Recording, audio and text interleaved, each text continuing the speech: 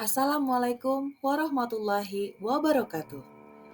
Saya Valentin Pratiwi, guru SMP Negeri 8, Kecamatan Pikir, Kabupaten Bengkalis, Riau. Pada video kali ini, saya akan berbagi praktik baik pembelajaran, aktivitas kelas berdaya, dan berpihak pada murid.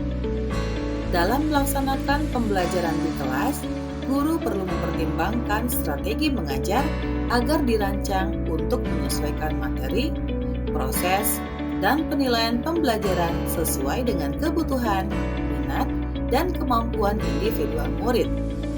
Guru perlu mengakomodasi gaya belajar yang berbeda, tingkat pemahaman yang bervariasi, serta minat dan kebutuhan murid yang beragam. Pembelajaran berdiferensiasi dapat diimplementasikan sebagai salah satu upaya melalui modifikasi konten, proses, produk, dan lingkungan belajar agar lebih sesuai dengan kebutuhan murid. Berikut merupakan video praktik pembelajaran, aktivitas kelas berdaya, dan berpihak pada murid melalui pembelajaran berdiferensiasi.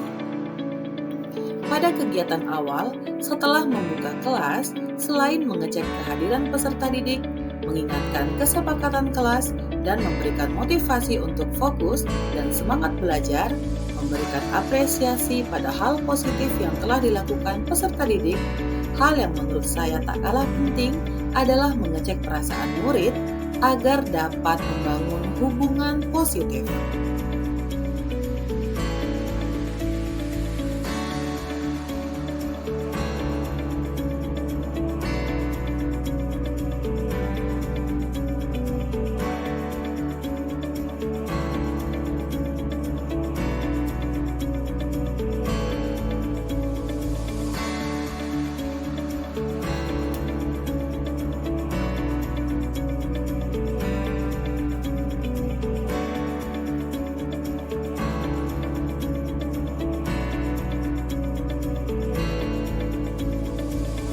Ada banyak cara untuk mengetahui perasaan murid dalam membentuk kesadaran sosial dan emosional. Salah satu yang sering saya lakukan adalah bertanya secara langsung kepada murid apa yang dirasakannya hari ini. Apabila kelas masih belum menunjukkan semangat ataupun guru ingin membangun suasana menyenangkan dan mengarahkan fokus peserta didik, saya biasanya memberikan ice breaking yang beragam sesuai waktu dan suasana. Selanjutnya, saya melaksanakan pembelajaran interaktif pada topik procedure text. Pertama, saya mengarahkan seluruh peserta didik untuk mengamati video dan mengisi pada lembar observasi. Pada tahapan ini, saya ingin mengarahkan dan menggali pemahamannya pada materi baru.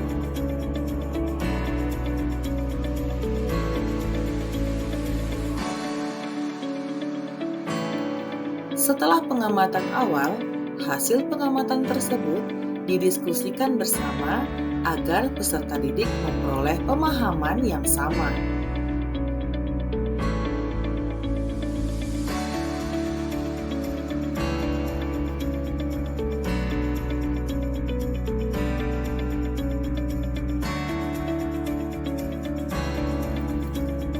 Selanjutnya, guru perlu menjelaskan kegiatan apa saja yang akan dilakukan selama proses belajar berlangsung dan penilaian apa saja yang akan dilakukan oleh guru selama belajar.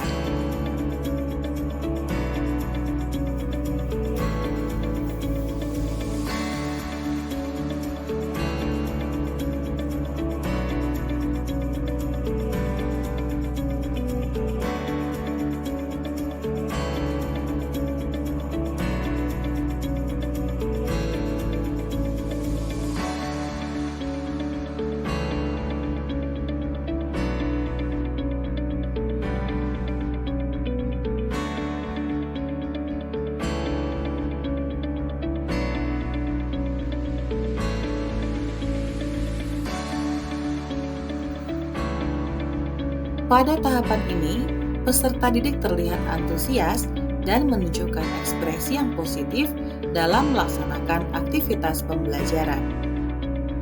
Saya melaksanakan praktik pembelajaran dengan pendekatan diferensiasi dengan memodifikasi pada proses dan konten.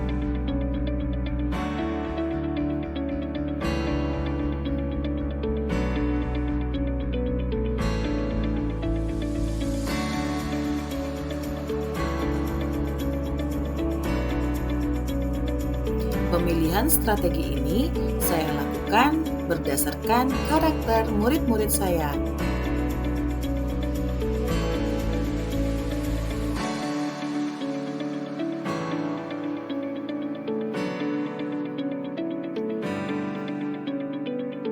Pada aktivitas ini, setiap kelompok mengunjungi stasiun. Pertama, peserta didik perlu mengidentifikasi mana saja yang termasuk alat dan bahan menurut mereka. Di sini saya menggunakan gambar disertai kosakata untuk menambah vocabulary-nya. Pada tahap berikutnya, murid menyusun gambar, proses membuat minuman yang sederhana, kemudian menyusun kalimat sesuai gambar. Ini akan membantu membangun pemahaman peserta didik tentang procedure text. Pada tahapan selanjutnya, peserta didik dapat menemukan berbagai informasi yang dibutuhkan seputar procedure text dari amplop surat yang telah saya beri keterangan masing-masing pada media.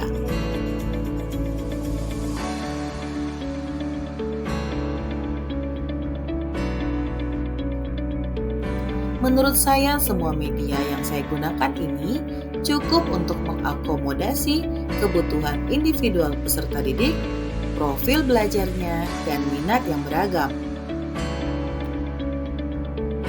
Pengelompokan berdasarkan minatnya pada materi atau topik yang disukai, hal ini saya lakukan berdasarkan hasil polling. Pada dasarnya, guru tetap melakukan asesmen diagnostik kognitif untuk melihat kemampuan awalnya.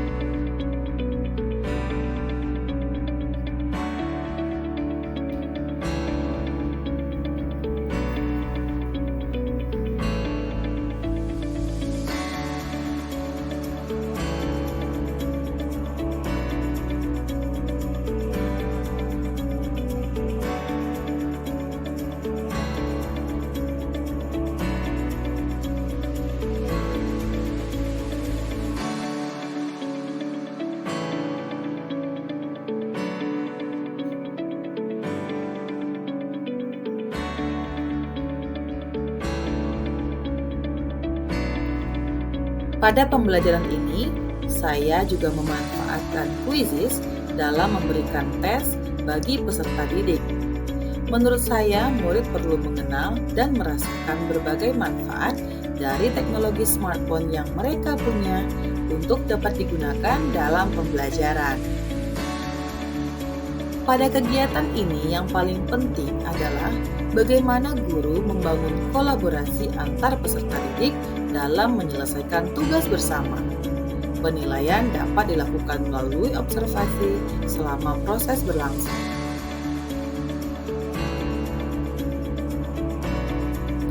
Sebelum presentasi, guru memberikan keleluasaan kepada murid untuk menentukan tugasnya saat presentasi, untuk menumbuhkan kepemimpinan dan tanggung jawabnya.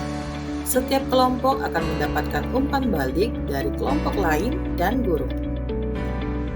Di akhir pembelajaran, setelah murid menyimpulkan materi, saya menggali dari peserta didik adakah kesulitan yang dihadapi dan hal yang sudah baik dari proses belajarnya sebagai bentuk refleksi bersama.